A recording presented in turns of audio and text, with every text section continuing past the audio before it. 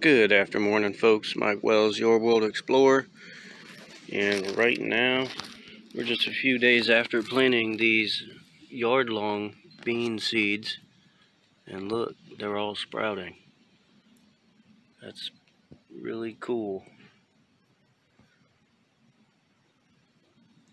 So going forward, they should travel up these old vines. They should grab onto this inexpensive trellis system that I produced, and we should get a really strong yield this year.